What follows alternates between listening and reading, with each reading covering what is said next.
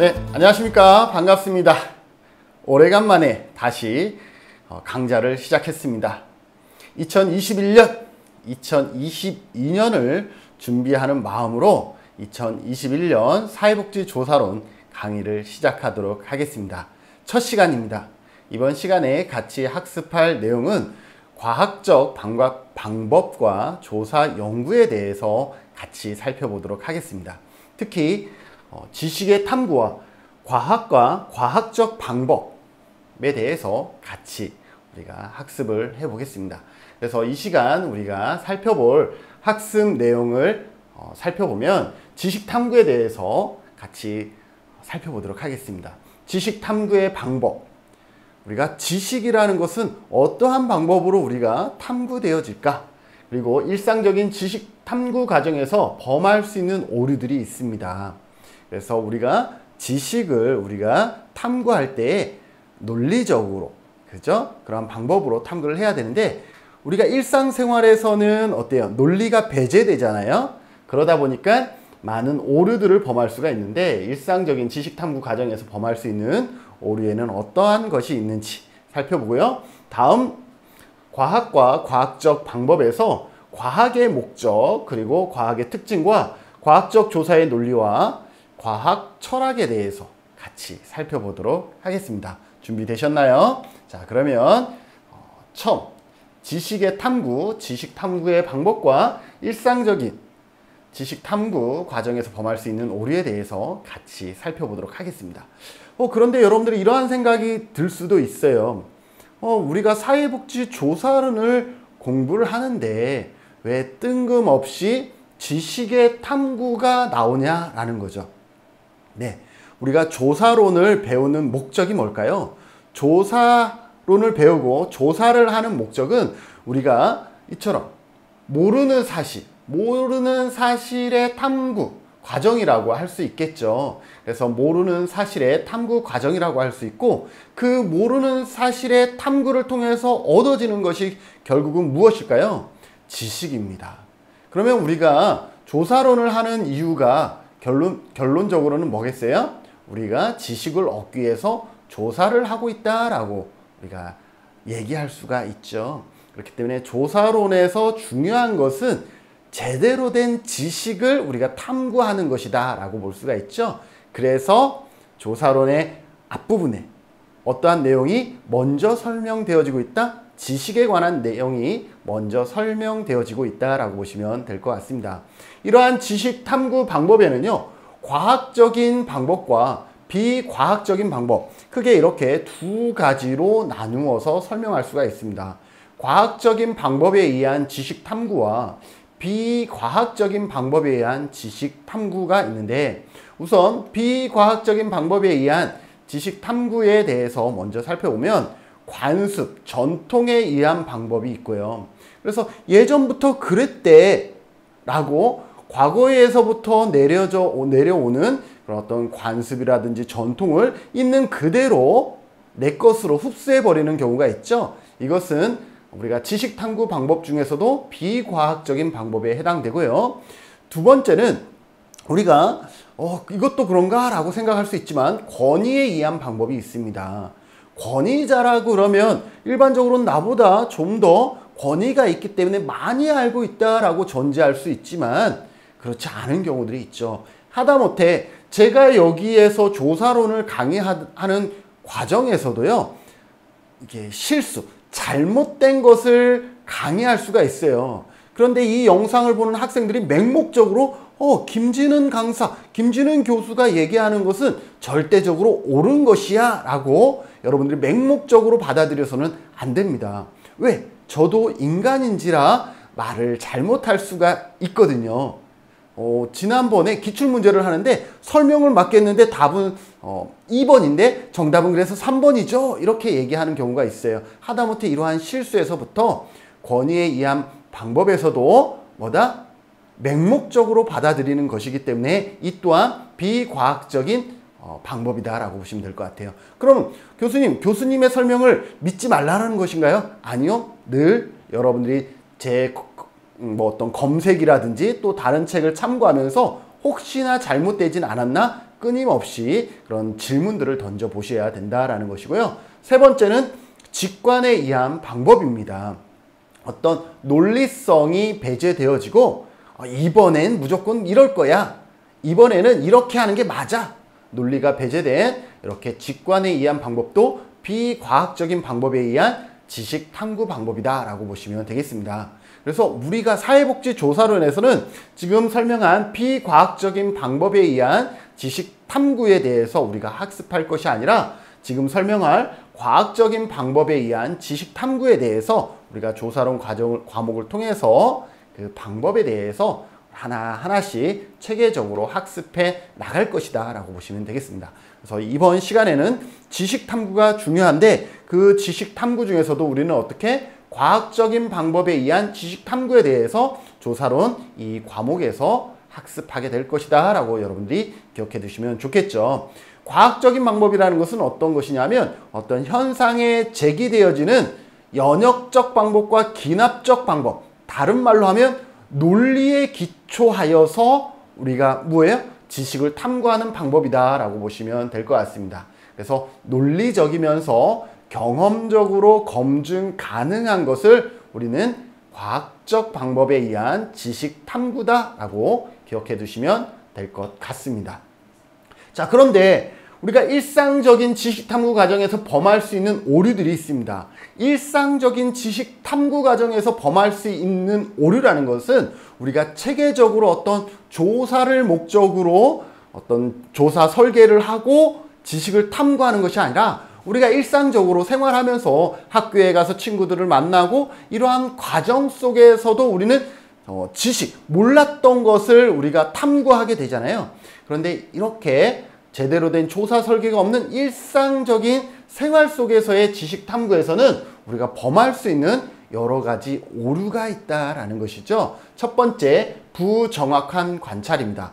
여러분들, 우리가 범죄 수사단도 아니고 일상적으로 생활할 때에 모든 것 하나 적어 사실을 기억해야지 이러면서 순간순간을 보내지 않죠. 그러다 보니까 일상에서 이루어지는 관찰은 대부분 무의식적으로 이루어지는 경우가 많습니다. 그래서 이렇게 무의식적으로 우리가 어떤 의식을 하지 않고 받아들여지기 때문에 그 안에 부정확한 관찰이 이루어지기 쉽다라는 것이죠. 반면에 과학적인 관찰은 어때요? 그러면 과학적인 관찰은 어떤 것이냐? 과학적인 관찰은 의식적이고 계획적으로 이루어지기 때문에 오류가 적다라는 것이죠. 그래서 부정확한 관찰은 무엇에 기인한다? 우리가 무의식적으로 관찰이 이루어지기 때문에 부정확한 관찰을 할 오류를 범할 확률이 높다라고 보시면 될 것 같고, 다음으로는 과도한 일반화입니다. 우리가 코끼리 다리만 만져보고 코끼리는 전봇대와 같은 동물이야 라고 표현을 한다 그러면 옳은 표현일까요? 잘 묘사한 설명일까요? 그렇지 않다라는 것이죠. 이렇게 우리가 어떠한 것을 정의하기 위해서는 충분한 관찰, 그리고 다양한 모습을 관찰을 통해서 A는 B다라고 정의를 해야 되는데, 과도한 일반화는 그 중에서 극히 작은 어떤 순간만을 본 다음에 그것을 마치 전체가 그런 것처럼 얘기하는 것을 과도한 일반화라고 얘기를 합니다. 그래서 우리가 사회복지조사론에서는 이러한 과도한 일반화를 막기 위해서 어떻게 하느냐 하면 충분한 표본, 이 표본이라는 단어를 나중에 우리가 같이 학습할 텐데, 충분한 표본을 사용함으로써 과도한 일반화를 예방할 수가 있다. 충분한 표본은 그만큼 많이 관찰함으로 인해서 과도한 일반화를 예방할 수 있다라고 보시면 될 것 같습니다. 세 번째는 선별적인 관찰입니다. 선별적인 관찰은 뭐냐면 자신의 선입관에 부합하는 사례가 다른 사례보다 더 두드러지게 보이는 거죠. 여러분들 혹시 연애라는 것을 한번 해보셨나요? 연애를 해본 사람은 알죠? 내 여자친구가, 내 남자친구가 객관적으로 절대적으로 아주 미인이거나 아주 잘생겼거나 그렇지 않음에도 불구하고 어때요? 내 여자친구는 세상에서 가장 아름다워 보이고 가장 멋있어 보이는 것, 그것은 무엇에 기인할까요? 선별적인 관찰이죠. 즉 내가 보고 싶은 것만 보이는, 그죠? 여러분들이 강의를 잘하는 교수님을 보면 강의를 잘하는 교수님이 가끔 실수하더라도 안 보이죠. 늘 어떻게 저렇게 훌륭한 표현으로 설명을 할 수 있을까? 이런 것만 기억에 남잖아요. 이러한 것이 선별적인 관찰이다 보시면 될 것 같고, 네 번째는 꾸며낸 정보로 연구 결과를 조작하는 것입니다. 연구 결과가요, 때로는 내가 의도했던 거와 다르게 나타날 때가 있습니다. 그러면 대부분의 이런 표현하면 안 되겠네요. 일부의 연구자들은 이를 부정하기 위해서 사실이 아닌 정보를 스스로 만들어서 표현하거나 아니면 왜곡하는 경우들이 있습니다. 예를 들어서 이런 것이죠. 친하지 않은 친구가 착한 일을 했어요. 말이 안 되잖아. 나는 별로 저 친구와 친하지 않고 저 친구는 착한 친구가 아니라고 생각했는데 그 친구가 버스 탔는데 할머니에게 자리를 양보하는 거예요. 그래서 이 친구는 어떻게 해요? 그 사실을 있는 그대로 받아들여져야 되는데, 저 친구 오늘 착한 일 10개 하지 않으면 선생님한테 혼나기로 돼 있었구나. 이렇게 엉뚱한 사실들을 거기에다가 대입을 하는 거죠. 그래서 저 친구가 지금 할머니에게 자리를 양보한 것도 본인이 하고 싶어서 한 것이 아니라 선생님이 과제로 줘서 이것을 체크하기 때문에 어쩔 수 없이 했다라고 정보를 어떻게 하고 있어요? 이제 꾸며내고 있는 것이죠. 결론적으로 그래서 그는 착하지 않다라는 결론을 맺고 있는 것이죠. 이러한 꾸며낸 정보로 인한 연구 결과를 조작할 수도 있고요. 다섯 번째는 사후 발생적 가설입니다. 다른 말로 사후 소급 가설이다 라고 얘기를 합니다.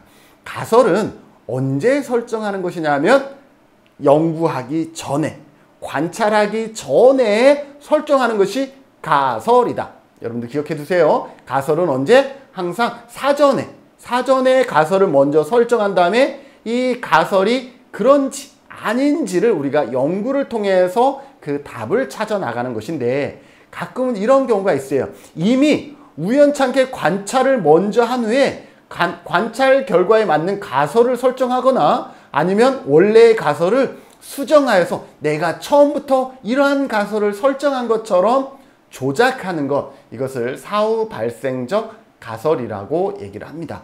그래서 여러분들이 이제 사회복지 조사론을 배우면 항상 가설은 언제 설정한다? 내가 연구하기 전에, 조사하기 전에, 즉 조사 설계를 세우기 전에 가설을 반드시 먼저 설정해야 된다. 그래서 과학적인 방법은 사전 가설 설정 방법을 사용합니다. 그래서 가설은 언제 한다? 연구하기 전에 사전에 설정한다라는 것 여러분들이 기억해 두시면 좋을 것 같습니다.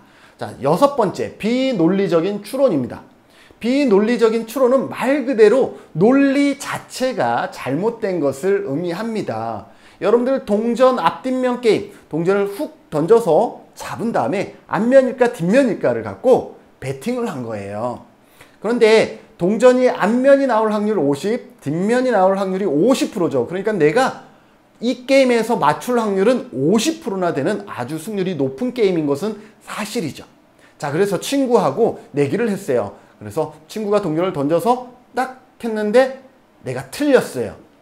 자, 그러면 그 다음에 이 친구가 뭐라고 생각하냐면 동전 앞뒷면 게임은 확률이 50%인데 내가 바로 앞전에 졌어. 잘못 맞췄어. 그러면 이번엔 내가 무조건 맞겠네?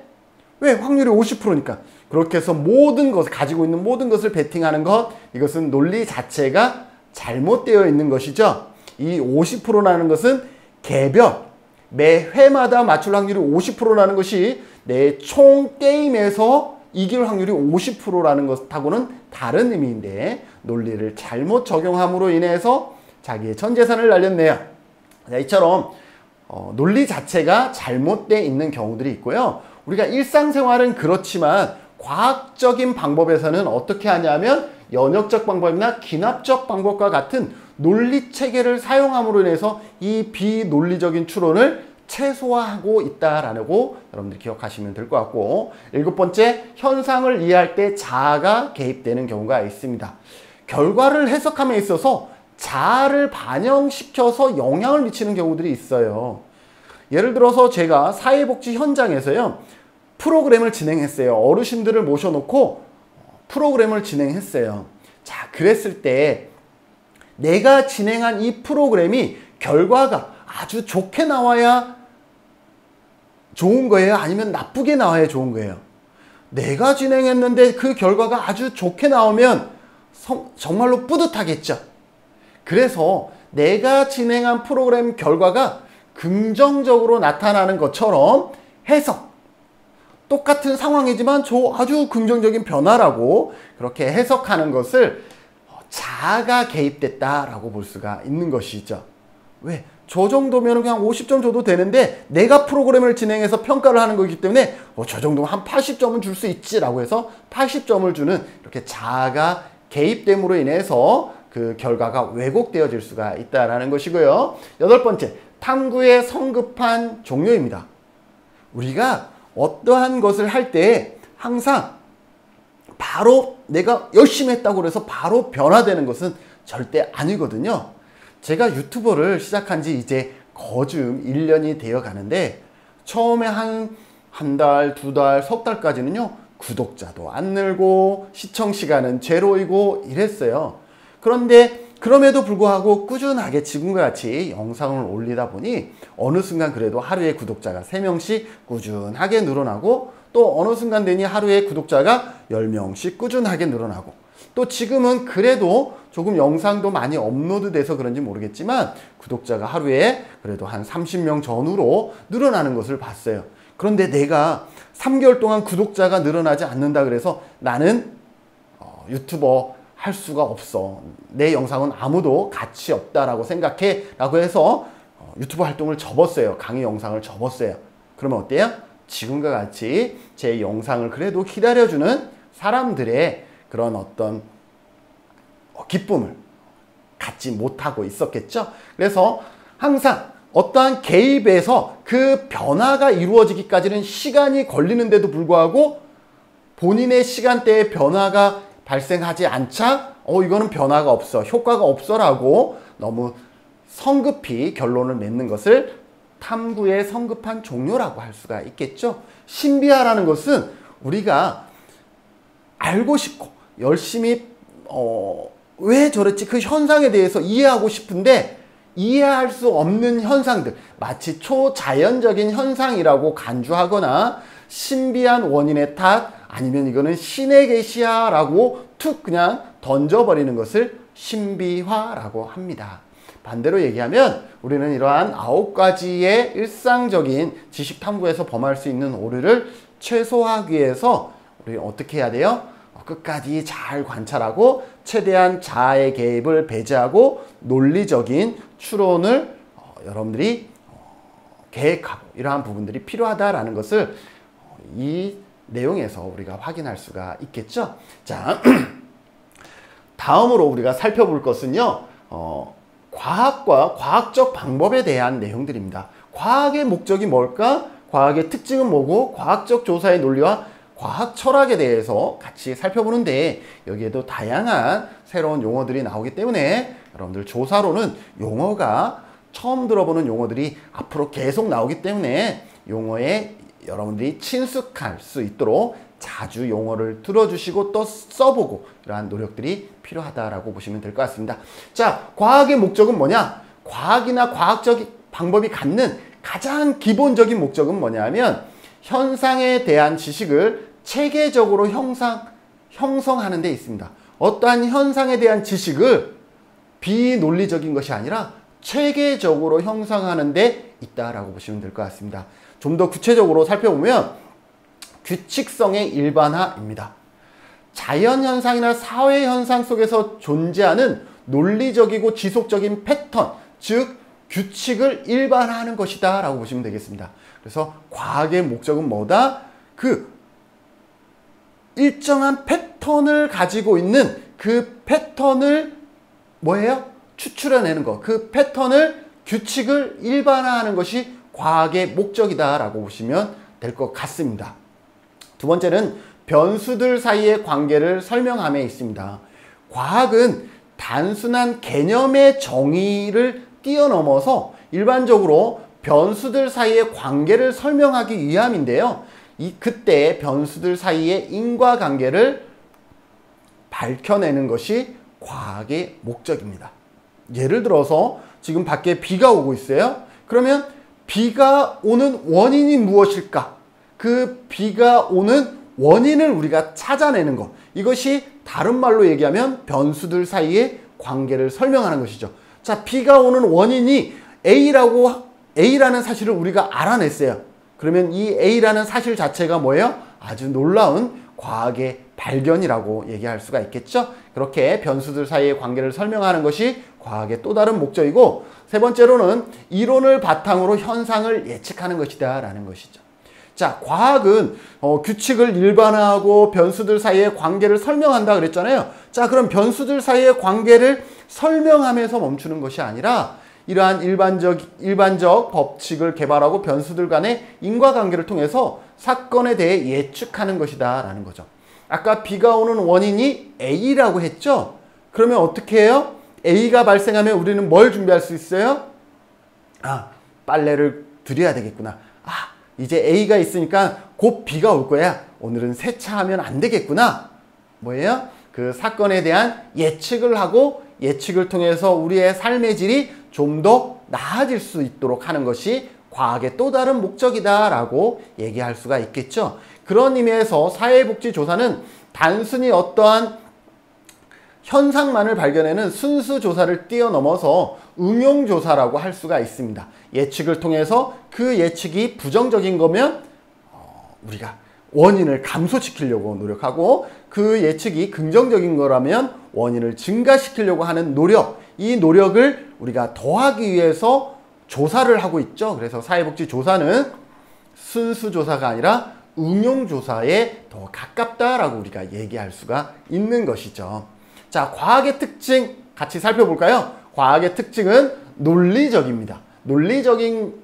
논리적이라는 것은 기납적 방법과 연역적 방법을 통해서 타당성이 입증되어져야 된다라는 것입니다. 그래서 과학이라고 하면 적어도 기납적 방법 또는 연역적 방법을 통해서 타당성이 입증되어져야 하고요. 결정론적이다라고 보시면 되겠습니다. 모든 현상, 이 과학의 특징에서는요, 모든 현상은 반드시 뭐가 있다라고 전제를 하냐면 원인이 있다라고 우리가 생각을 하고 있습니다. 어떤 원인에 의해서 결과가 발생한다라고 간주하고 있죠. 그런데 특히 우리 사회과학에서는 어떠한 현상의 원인은 절대적인 것이 아니라 확률이 높다라고 보는 확률적인 결론을 의미한다라고 보시면 되겠습니다. 자, 모든 백조는 흰색이다. 모든 백조는 흰색이다라고 하면 모든 백조는 흰색인가요? 내가 지금까지 봤던, 김준은이 지금까지 봤던 모든 백조는 흰색이었습니다. 자, 그러면 백조는 흰색이다라고 정의할 수가 있겠네요. 그럼에도 불구하고 그것은 어떻다? 확률이 높을 뿐이지 진짜로 모든 백조가 흰색이다라고 얘기할 수는 없습니다. 왜? 내가 죽을 때까지 이 세상에 있는 모든 백조를 다 살펴볼 수는 아마도 없을 테니까요.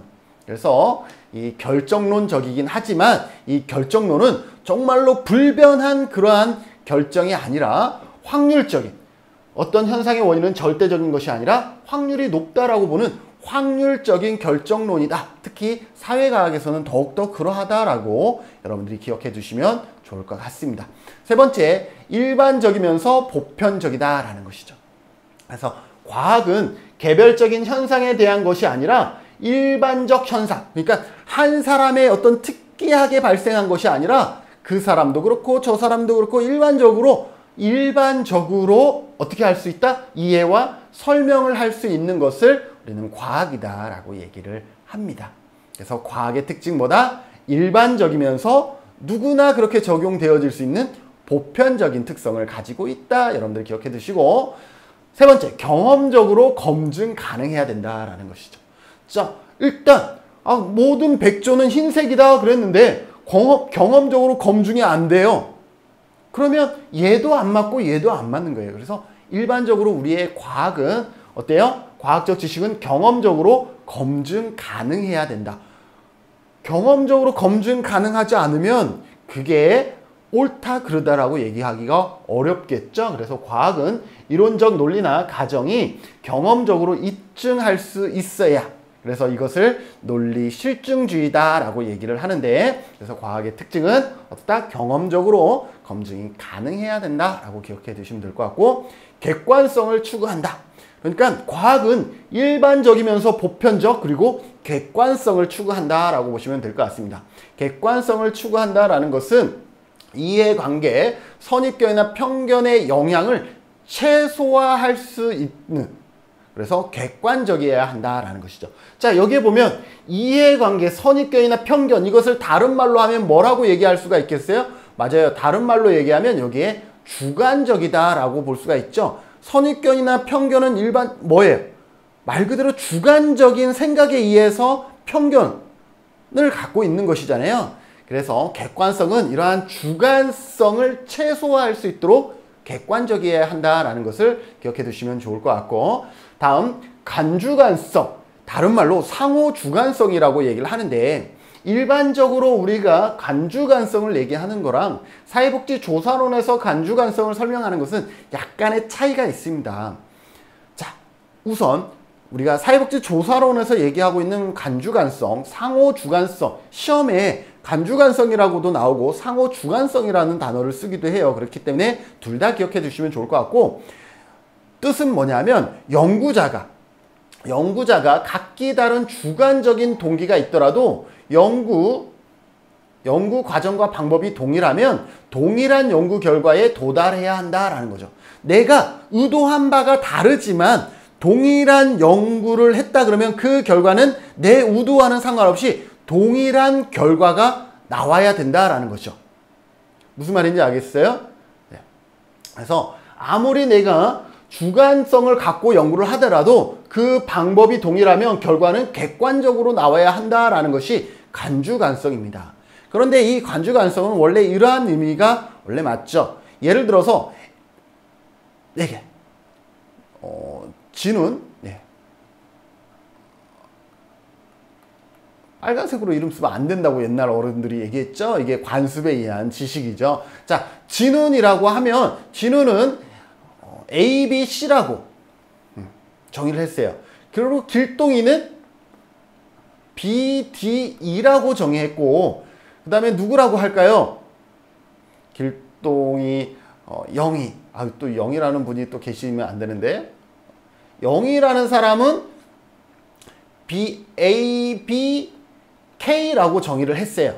그러면 동일한 어떠한 사물을 보고 동일한 어떤 사물을 보고 진운이라는 사람은 ABC라고 설명을 했고, 길동이라는 사람은 BDE라고 정의를 했고, 영희라는 사람은 ABK라고 정의를 했어요. 자, 모두 다 동일한 어떤 모습을 보고 주관적인 관점에 의해서 그것을 정의를 했죠.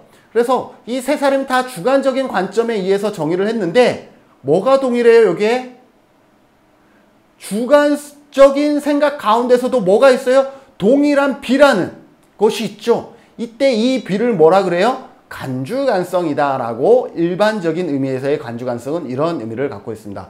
다른 말로 하면 진훈이가 생각한 개념, 길동이가 생각한 개념, 영희가 생각한 개념의 간주관성은 여기에 이 부분에 해당된다라는 거죠. 서로 다 세 사람이 각각 주관적인 개념을 정했는데 그럼에도 불구하고 어때요? 모두 다 일치하는 이 부분을 간주관성이다 라고 보시면 될 것 같고, 우리 사회복지조사론에서는 연구 방법이 동일하다. 아무리 서로 다른 주관적인 동기를 갖고 연구를 하더라도 그 연구 방법이 동일하다면 결과는 어떻게 해야 된다? 동일하게 나와야 된다. 객관성이 증명되어져야 된다. 이것이 간주관성이다 보시면 될 것 같고, 다음 반복 재현이 가능하다라는 것이죠.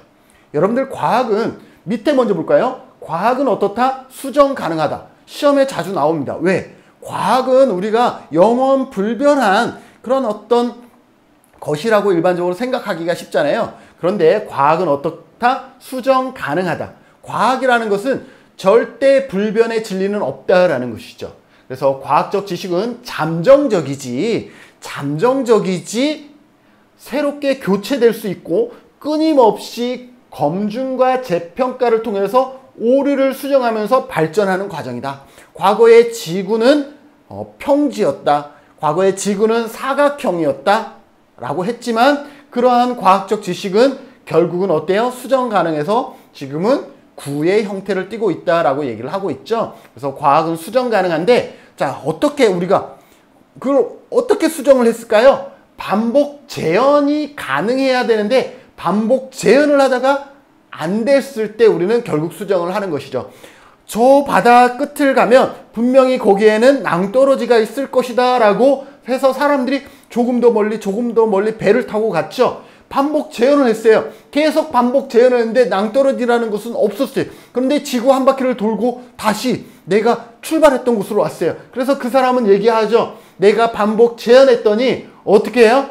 지구는 낭떠러지가 없어. 그러면 구로 이루어졌을 거야 라고 설명을 하는 것이죠. 그래서 반복 재현은 동일한 근거를 바탕으로 동일한 결과가 산출되는지를 끊임없이 확인하는 것을 반복 재현이라고 그러고, 그 확인을 통해서 계속 증명된다 그러면 과학은 그 지식이 계속 유지가 될 것이고, 반복 재현하는 가운데 또 새로운 사실이 발견이 되면 그 과학은 수정되어지겠죠. 그래서 반복 재현과 수정 가능성을 같이 설명했고, 간결성 및 설명적이다 라고 얘기를 합니다. 과학이라는 것은 설명적이라야 합니다. 이것을 뭐 해석하고 뭐 주관적으로 이렇게 하는 것이 아니라 딱 A는 B다라고 설명이 되어져야 하는데, 거기에서 이 앞에 간결성이라는 단어 하나를 더 붙일게요. 어떻게 설명되어져야 되냐면 간결하게 설명되어져야 된다. 과학이라는 것은 복잡한 것을 더 추구할 것 같지만 과학은 간결한 것을 원합니다. 예를 들어서 우리 엄마가 화내는 원인에 대해서 조사를 했다라고 쳐요. 근데 우리 엄마가 화내는 원인은 내가 숙제도 안 하고 말도 안 듣고 아침에 늦잠 자고 뭐하고 해서 어머니가 화를 내고 있어 라고 얘기를 한다 그러면 이것을 갖고 우리가 응용할 수 있을까요?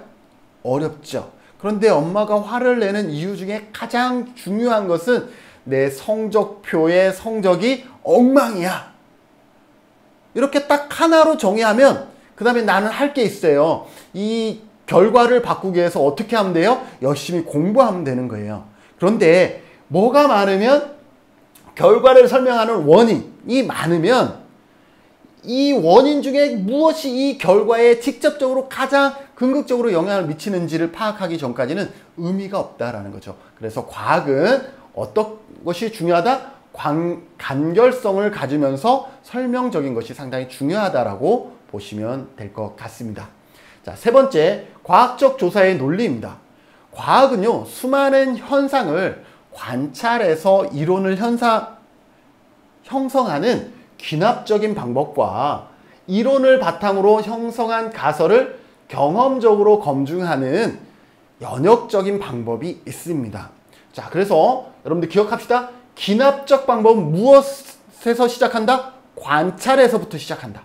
연역적인 방법은 뭐에서부터 시작한다? 이론에서부터 시작한다라는 것 기억해 두십시오. 자, 연역적 방법 먼저 살펴볼게요. 자, 연역적 방법은 일반적인 사실이나 법칙으로부터, 자, 일반적인 사실이나 법칙, 이것을 다른 말로 얘기하면 뭐가 될까요? 이론. 무슨 말인지 아시겠어요? 네, 일반적인 사실이나 법칙을 우리가 친구의 언어로 사용하면 이론이라고 바꿨을 수가 있죠. 그래서 이론으로부터 특수한 사실이나 법칙을 추론하는 접근 방법을 뭐라 그런다? 연역적인 방법이다 라고 얘기를 합니다.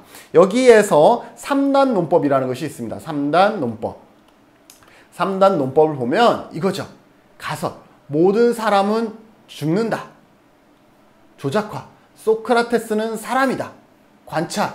그러므로 소크라테스는 죽는다. 이것이 연역적 방법에 해당합니다. 자, 모든 사람은 죽는다. 이것이 뭐예요? 이론에서 만들어진 가설이에요. 이론이죠. 근데 실제로 소크라테스는 사람이다. 그죠?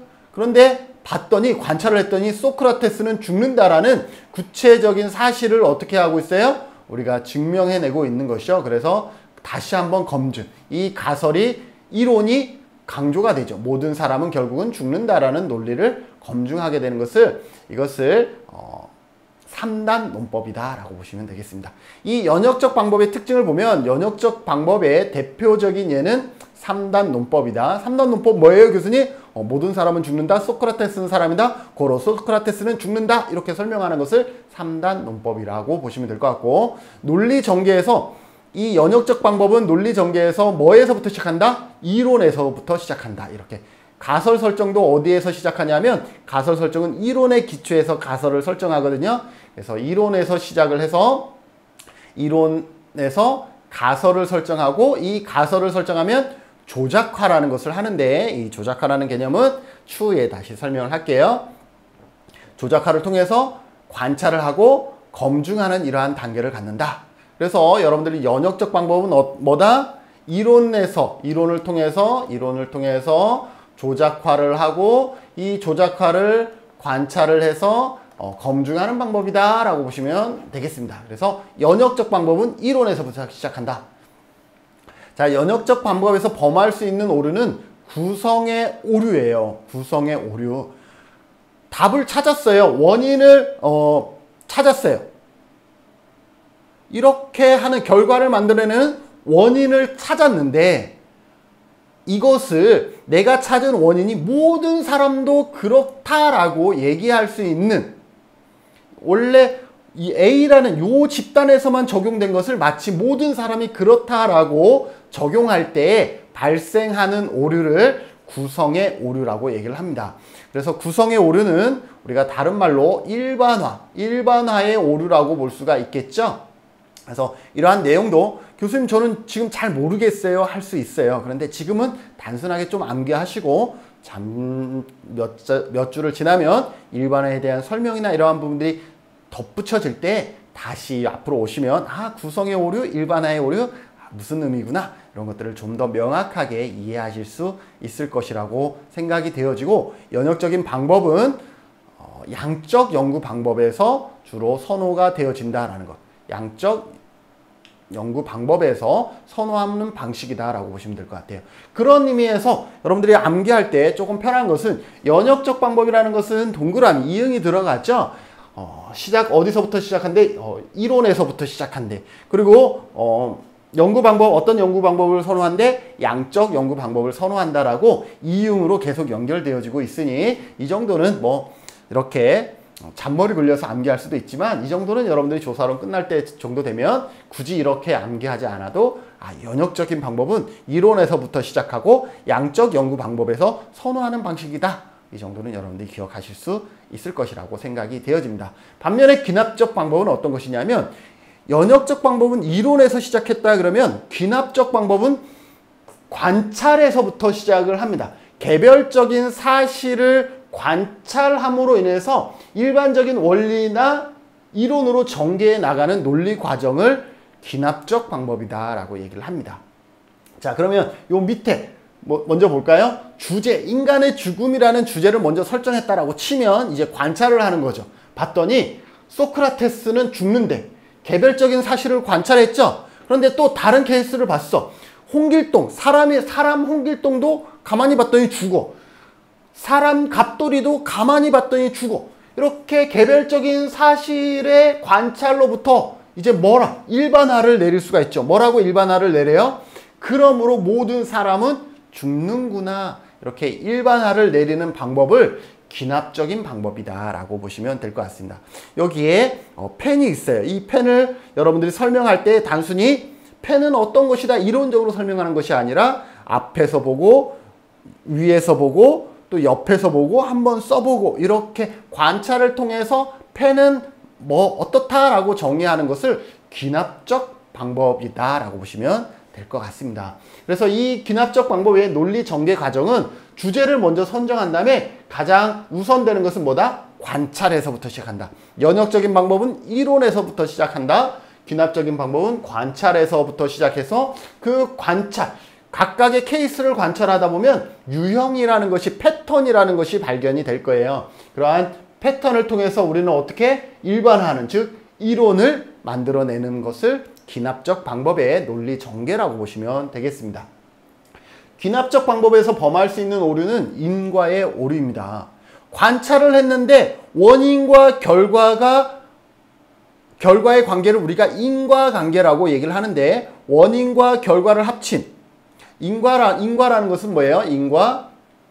여기에 원인과 결과를 다른 말로 인과관계라고 얘기를 하는 거예요. 자, 그럼 인과관계인데 관찰을 했는데 비가 오니 무릎이 아픈 건지, 무릎이 아프니까 비가 오는 건지, 원인과 결과의 순서가 관찰이다 보니까 혼란스러울 수가 있어요. 내가 관찰을 했더니 까마귀가 나니까 배가 떨어졌어. 그래서 까마귀가 나는 것이 배가 떨어진 것의 원인인지, 배가 떨어졌기 때문에 깜짝 놀라서 까마귀가 날아갔는지, 이 원인과 결과를 잘못 할 수가 있어요. 관찰을 하다 보면 그것을 인과의 오류다라고 보시면 될 것 같습니다. 질적 연구 방법 선호하는 방식 설명을 했고요. 연역적 방법과 그럼 귀납적 방법은 서로 대립적인 관계냐? 그렇지 않다라는 거죠. 이게 잠시 하면, 자, 이론을 통해서 이론을 조작화해서 검증하는 것을 우리는 뭐라 그랬어요? 양적 연구 방법이라 그랬어요. 어떤 검증에서 관찰을 통해서 이론을 만들어내는 이 과정을 뭐라 그랬어요? 귀납적 방법이라 그랬습니다. 그래서 이 연역적 방법과 양적은 다른 말로 연역적 방법이죠. 그래서 연역적 방법과 귀납적 방법은 이렇게 서로 어떻게 해야 돼요? 영향을 주고받는 관계다라고 보시면 되겠죠. 그래서 연역적 방법과 귀납적 방법은 상호 보완적이면서 서로 순환적인 과정을 갖는다라고 일반적으로 설명이 되어지고, 일반적으로 기존의 이론이 존재할 때는 연역적 방법을 사용합니다. 당연하죠. 연역적 방법은 이론에서부터 시작하니까 기존의 이론이 존재하면 연역적 방법을 주로 사용할 수가 있고, 기존의 이론이 없다 그러면 뭐부터 해야 돼요? 어떤 주제를 설정해서 관찰부터 할 수밖에 없잖아요. 그래서 이론이 없다 그러면 귀납적 방법을 사용하는 경우가 많습니다. 예를 들어서 우리 제주도의 경우 해녀에 대한 관심이 최근 몇 년 사이에 많이 늘어났잖아요. 그러다 보니까 해녀에 대한 자료들이 없었어요. 자, 그러면 해녀들에 대한 어떠한 지식을 탐구하기 위해서 어떻게 해야 될까요? 이론을 찾는 것이 아니라, 연역적 방법으로 접근하는 것이 아니라 해녀분들을 직접 찾아가고 그들이 물질하는 모습, 숨비 소리, 이러한 것들을 직접 관찰을 통해서 무엇을 만들어내요? 이론을 만들어내요. 그럴 때, 기존의 이론이 없을 때 해녀들의 삶, 이런 것을 귀납적 방법을 통해서 처음 연구가 되어지고, 그렇게 해서 어떤 이론이 만들어지면 다시 연역적 방법으로 연구가 이루어지는 이러한 선순환 관계를 갖게 된다라는 것, 여러분들이 기억해 두시면 좋을 것 같습니다. 이제 거의 끝부분입니다. 과학 철학에 대해서 같이 살펴보도록 하겠습니다. 자, 과학 철학이라는 것은 뭐냐면 과학 혹은 과학적 방법이란 무엇인가를 둘러싼 논쟁의 역사입니다. 자, 그래서 과학 혹은 과학적 방법. 자, 우리는 과학적인 방법에 의해서 지식을 탐구해야 되는데, 그럼 과학적인 방법이 뭐야? 라는 그러한 논점이 과학 철학이다라고 보시면 될 것 같습니다. 첫 번째, 귀납주의. 우리가 방금 배웠던 귀납주의와 연역주의. 귀납주의는 16세기 대표적인 선구자가 베이컨인데, 베이컨에 의해서 16세기에 현상에 대한 반복적인 실험과 관찰을 통해서 과학적인 지식을 얻을 수 있다라고 주장한 사람이 주장한 이론이 귀납주의다라고 보시면 될 것 같습니다. 우리가 귀납법 바로 앞전에 배웠죠? 귀납법 뭐예요? 어떤 현상에 대한 반복적인 실험과 관찰을 통해서 뭘 한다? 지식을 얻을 수 있다라고 주장한 것이 귀납주의고, 반면에 17세기의 데카르트에 의해서 발전된 연역주의는 뭐에서부터 시작한다고 그랬죠? 일반적인 전제로부터 특별한 사례들에 대한 결론을, 자, 일반적인 전제는 다른 말로 우리 과학의 특징이 일반적이어야 한다라고 얘기했죠. 그래서 일반적인 전제는 이론이라고 살짝 바꿔주시면 좋겠죠. 이론을 통해서 특별한 사례들에 대한 결론을 도출하는 연역적 사고의 바탕을 둔 것이 연역주의다라고 보시면 되겠죠. 자, 논리실증주의, 또 다른 단어가 나왔죠. 논리실증주의는 고전적인 실증주의와 경험주의 그리고 논리학 등의 영향이 결합되어 발전한 과학 철학으로서 경험적으로 검증될 수 있는 명제만이 유의미하다라고 주장하고 있습니다. 논리 실증주의는 경험적으로 검증될 수 있는 명제만이 유의미하다라고 설명이 되어지면서 기납주의와 연역주의를 보면 뭐에 좀 더 가깝냐 하면 검증, 경험적이라는 것은 관찰을 통해서 이루어지는 것이기 때문에 기납주의에 좀 더 가까운 이론이다라고 보시면 되겠죠. 자, 그런데 조금 어려운데 시험에도 가끔 나오는 것이 뭐냐면 포퍼의 반증주의입니다. 반증이라는 것은 뭐예요? 여기 잠시 중간을 먼저 보면 반증이라는 것은 뭐예요? 어떠한 법칙이나 이론이 참이 아닌 것을 증명하는, 그러니까 말대로 이것이 사실이 아니라는 것을 증명하는 특수 명제를 찾아 보여주는 작업이다라는 거예요. 참이 아니다라는 것을 찾아서 보여주는 것을 무엇이라고 얘기한다? 반증이라고 얘기를 하는데, 포퍼는 뭐다? 그 반증주의를 기본 입장으로 주장을 했던 것이죠. 그러면 포퍼의 반증주의는 어떻게 설명되어지느냐? 일단 과학이라는 것은 수정 가능하다라고 얘기를 했잖아요. 과학은 수정 가능하다라? 그러면 과학의 발전은 기존 이론의 모순에 대해서 계속적인 반증 과정을 통해서 이루어진다라는 거죠. 여기에서 중요한 점은 이론이라는 것은 명확히 검증될 수가 없다라는 거예요. 백조는 흰색이다라는 것을 우리가 경험적으로 명확하게 검증할 수가 없잖아요. 죽기 전에 이 세상의 모든 백조를 다 볼 수가 없기 때문에, 그래서 명확히 검증될 수 없기 때문에 다만 기존의 이론이 예측이 실패한다 그러면, 그러다가 내가 검은 백조를 보게 된 거예요. 우연찮게 봤는데 이 백조는 검은색이었어. 그렇게 된다 그러면 반증된 거죠. 모든 백조는 하얀색이다라는 것을 이제는 반증하게 된 것이죠. 그러면 이제 새로운 이론이 필요하게 되는 것이죠. 모든 백조는 하얀색이 아니기 때문에 새로운 이론이 필요하게 되는 것이죠. 이러한 과정을 반복하는 것을 과학이다, 이렇게 설명한 사람이 포퍼의 반증주의다라고 보시면 되겠죠. 반증이라는 것은 아까 참이 아닌 것을 증명하는 과정이다라고 봤고, 그래서 경험적으로 검증, 확증이 어려운 명제들의 경우에도 반증은 가능하다라는 것이죠. 무슨 말인지 아시겠어요? 예를 들어서 모든 사회복지사는 헌신적이다 라고 했어요. 자, 그러면 참 좋은데 그것이 참이 아니다라는 것을 이거 제가 사회복지사인데 이렇게 설명하면 되나? 이게 좀 애매하네요. 제가 예를 너무 잘못 든 것 같아요.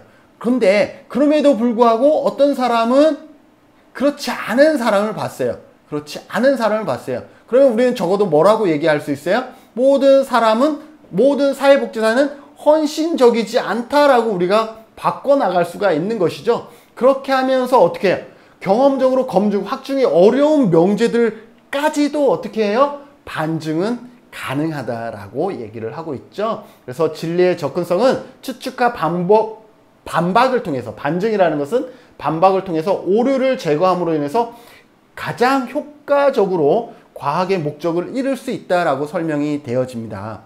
나중에 이것을 갖고 우리가 가설에서 영가설이라는 것을 설명할 때 다시 한번 포퍼의 반증주의를 설명할 테니까 여러분들 이 정도는 여러분들이 기억해 두시고, 그래서 반증주의의 의의는 뭐냐면 아까 논리 실증주의는 기납법을 근간으로 한다 그랬죠. 그래서 직접 논리적으로 경험할 수 있어야 된다는 것이 논리 실증주의였는데, 이것은 기납법을 근간으로 하고 있는데 그 한계를 극복하기 위해서 대안으로 연역적 방법의 도입을 통해서 이론을 개발해야 한다라고 주장한 사람이 누구다? 포퍼의 반증주의다라고 여러분들이 기억해 두시면 될 것 같습니다. 자, 이제 마지막입니다. 끝으로 과학 철학에서 5번째는 쿤의 과학적 혁명론, 다른 말로 패러다임론이 있습니다. 이 패러다임, 여러분들 패러다임은 들어보셨죠? 패러다임은 어떤 현상을 보는 시각을 형성하는 기본적인 틀이나 구조, 다른 말로 도식이라고, 우리 머릿속에 그려져 있는 그림, 도식이라고 생각하시면 될 것 같아요.